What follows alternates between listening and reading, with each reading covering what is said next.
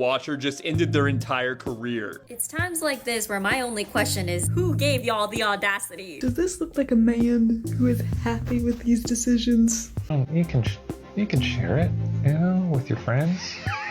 And this is just an absolutely terrible decision. These men are in their Delulu era. Hello, my name is Liz Ashley and welcome to my channel.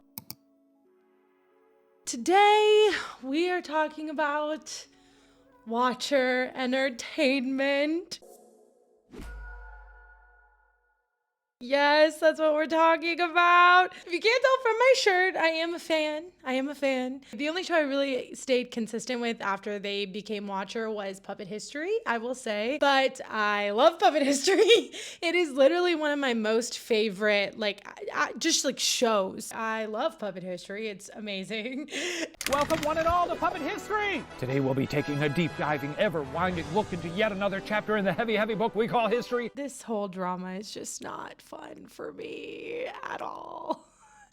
At all. So first, what is Watcher? Who are they? So the people that started Watcher are Ryan Bergara, Shane Madej, and Steven Lim. Okay, so they started Watcher, right? All three of them used to work at BuzzFeed until they left and created their own YouTube entertainment company / channel. And I remember when all this was going down, when I got really into BuzzFeed Unsolved, they started doing Watcher. So then I got really into Watcher and I was really into Puppet History, and I was really into it and I watched them all the time. And I was a Patreon member for a short period of time, but I couldn't keep paying it because it's another expense. So Shane Madej and Ryan Bergara were very successful with BuzzFeed Unsolved. Very successful. It's even on Hulu as a show.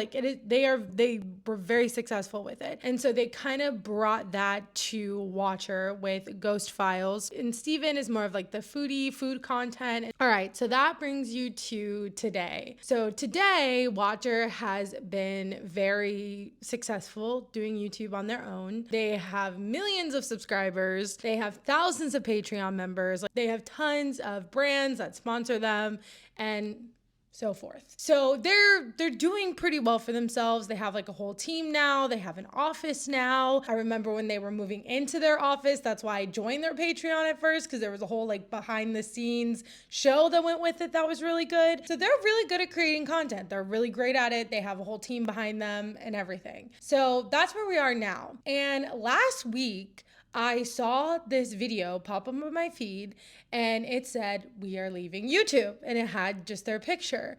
And I was like, oh, this has to be clickbait. This has to be clickbait, right? This has to be clickbait, which it kind of was, but it wasn't. Basically, in this video, they were announcing that they're leaving YouTube. So where are they going, you ask? Where would they go, you ask? They are going to create their own subscription service to watch their content. So this is not like Patreon where it's just exclusive content or behind the scenes content. This is legitimately, if you want to watch their shows, you have to subscribe to this subscription model. A lot of people are not very happy about that. At all. This has been taking the internet by storm. Nobody wants this. Everyone is this is the dumbest idea that you've ever done. The really poor launch of this is what's making this whole thing become an uphill battle for them that I don't think they're gonna win. I am gonna fault you for nothing instant gratification new on this website. If you want me to pay my money right now, you better give me something right now. Now, the reason why I say it's not completely clickbait, what they're going to do is they're going to put the first episode of whatever series that they're doing next on YouTube first, and then the rest of the season of that, show or series will be on their streaming platform. And so it's basically just hey, you get a freebie, this one freebie on YouTube, and then you have to subscribe. And so that's basically what they're doing right now. And they literally after they posted this video, everyone was so mad. The whole internet's talking about it, and everyone is just really upset with them. And I completely understand that. I can understand why everyone's upset with them. I'm also a little upset with them. As a person who's been a fan and, has really appreciated their content, it sucks because again, I love Puppet History. Will I pay to watch Puppet History? Maybe. Do I really have $6 extra that I want to spend on this? No. And that's the biggest part of this problem, is that a lot of people who watch Watcher, so a lot of people who watch them are younger and don't necessarily have a ton of resources to be able to pay for this, right? This is a bad, I don't know. I just don't think it's the smartest thing to do based on their audience, first of all. Second of all, I feel like something that's bubbling up and that's becoming an issue are subscriptions. I feel like this is something that's going to start becoming outdated at some point. I think there might be a little burst now, but I think at some point people are just gonna end up being so frustrated with having to have 1 million subscriptions to see all these different shows. I think it's a business model that is going to go away eventually. The other part of this is that they're already making so much money. And like a lot of people are saying, you know, they have thousands of Patreon members like that already pay them monthly, that already subscribe to them monthly. They have tons of brand deals, sponsors, they have like millions of subscribers, and their content is pretty long form. So it's like they're making a good amount of money. And Charlie actually talked about this in his video. Do you think they can't cover operation fees? No, I don't think that's the case. I really don't. They make high quality content. They have, like, it is going to cost money to make it. But they're making long form videos. And I'm pretty confident, since they worked at BuzzFeed Unsolved, they have a pretty high RPM and they know how to optimize mid-rolls. I bet these videos are bringing in more than they're costing to produce. May 31st. Steven, talk about money. Yeah, what's this price? You can become a member of Watcher for $5.99 a month or $59.99 a year. We want to keep the price low enough where anybody and everybody is able to afford it, but it also has to support the things that we do here. So that was the number that just made the most sense for the streamer. That's very out of touch. I don't know how I missed that. I don't know how that flew under my radar. That is extraordinarily out of touch. That face right there says it all. And so a lot of people are kind of like, this is just a little greedy for them. With a channel of their size and their views and this style of content, I would wager a guess that each brand that appears in their content is paying between $15,000 and $35,000 a piece to be there. I understand where they're coming from as an entrepreneur when they're like, okay, you know, we want to be on our own. We don't want to have to keep thinking about the YouTube algorithm. What is that gonna do? We don't want to have to keep relying on YouTube to like pay our bills, and they have employees now. And I understand that. I totally get that. And I totally understand that. But I think they also have to understand how people perceive them and who their audience is. So, because they've always been pretty progressive with their politics and how they've gone about doing things. And so to then be like, well, we're just not making enough profit to grow. It's like, okay, but like, that's your choice. Like, you're choosing to grow, you're choosing to try to make more profit, you're choosing to hire all these people, you're choosing to make your business a bigger business, when that's not necessarily what your audience wants. That may be your aspirations, but that's not exactly what your audience is here for. You know, they're here for you. They're here for your personalities. They're here for your friendship. And so to then try to be like, well, we just want to grow more is a little frustrating, especially when, you know, you see someone as maybe a more progressive content creator and you're like, okay, well, like, that's not how you had to handle this. I think, and you know, something else that has been said is that this video is the only way they've communicated this to anyone. So again, they have thousands of Patreon members, never sent them a message. The video didn't go out to them first. And something that a lot of people are speculating about is that this was more of Steven's decision. Although I will say that a lot of people who are in the Watcher fandom are in it because of Shane and Ryan and because of their friendship. And so I think when Steven became a part of the founding group, a lot of people already started to alienate him a bit. And so I'm saying that, like, I understand that some people are speculating this, but I don't know if this is true, and I'm not sure if this is real. So I'm just telling you some backstory. But a lot of people are speculating that Shane is not okay with this and that he does not want this. This is not something that he would want, that Shane doesn't necessarily want to do this, and that a lot of this is Steven Lim's idea. Does this look like a man who is happy with these decisions? You know, and Steven had a post. You're right, this post is not it. For those who won't be joining us on this next chapter, that's just a strange thing to say. That's like very alienating. And so a lot of people are just thinking like, this is really out of touch. This is very out of touch.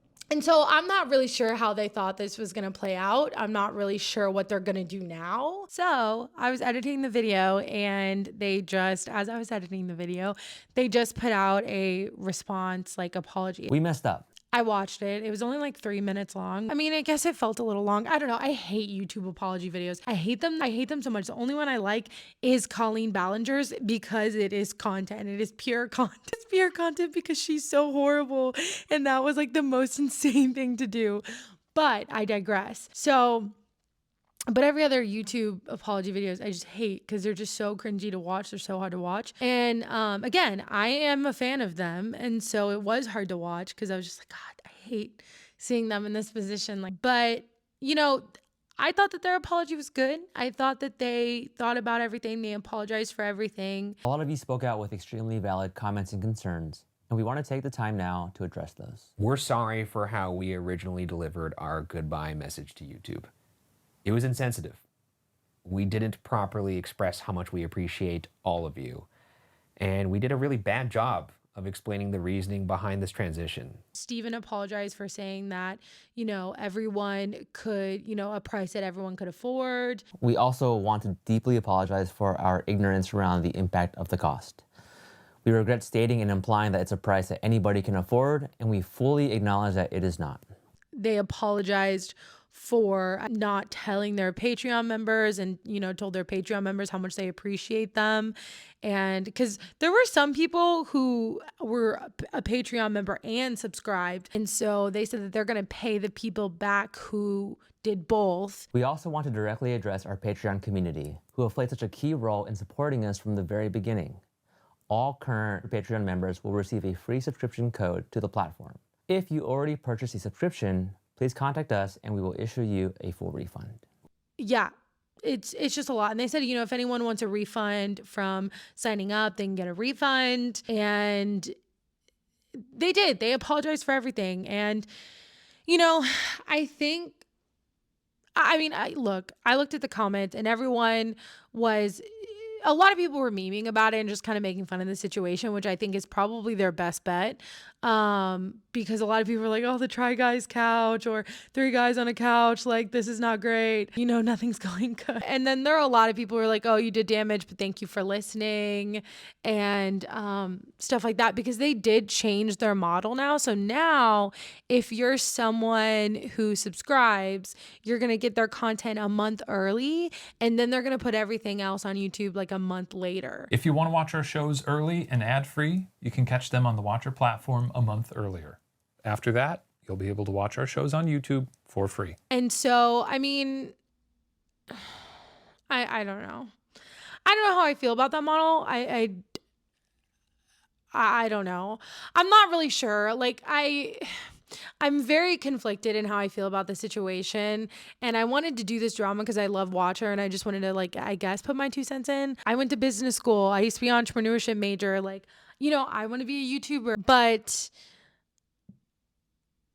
I think the difference is, you know, when you start out on YouTube, it's very community oriented. And a lot of it is the person, the personality of the person and their community that they cultivate.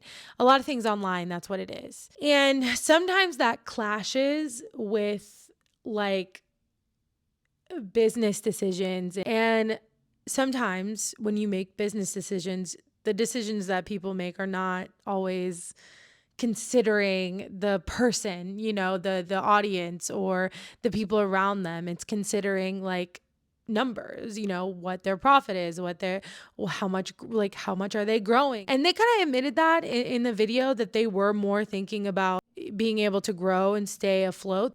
We were finding it harder and harder to stay relevant to advertisers. We didn't want to bring Watcher to a close.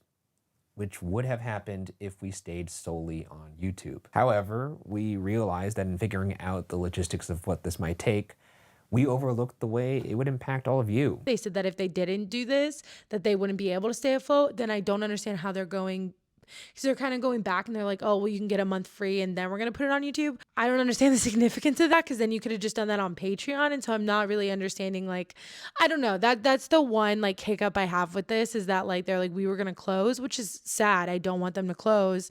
But also like, I don't know. It could be like their investors. I'm pretty sure that they had investors when they first started. And I know sometimes if you don't hit certain numbers, if you don't hit certain growth, then there's repercussions to that. But they did admit that, like, you know, they were making it as a purely business decision and didn't necessarily think about their audience in the process, and they apologized for that. So I do think that I think it's good that they apologized for that. And a lot of people were accepting their apology and stuff like that. A lot of people are just making fun of it. I think they're gonna be okay. I think it's gonna be I think they're gonna be a meme for a while. I definitely think it's gonna put a little bit of a dent on their personas, I guess. But yeah, I think they'll be fine. Like, most people are fine after stuff like this on YouTube. I guess just that's my opinion, and I still really like them. I'm gonna still watch Puppet History. And, you know, I don't wish any ill will towards them. I just like doing drama videos and talking about the internet drama. So I hope no one takes this as like a dig at them, because that's not what it is at all. Okay, bye. I get what they're doing, and I get their thought process, but I just don't think that they're keeping their audience and their fans and their fandom. I don't think that they're thinking about them I don't think that they thought about them when they were making this decision. I think that's why everyone's so upset. That's the drama today. Tell me what you think below. And if you've made it this far, put a little ghost emoji or say ghost, because, you know, BuzzFeed Unsolved. If you haven't seen it, you should totally watch it. It's really good. Same with Puppet History. But yeah. So please comment and like and subscribe. I'm almost at 500 subscribers. And turn on post notifications and all the things. And yeah, thank you so much for watching. And I will see you in the next video. Bye.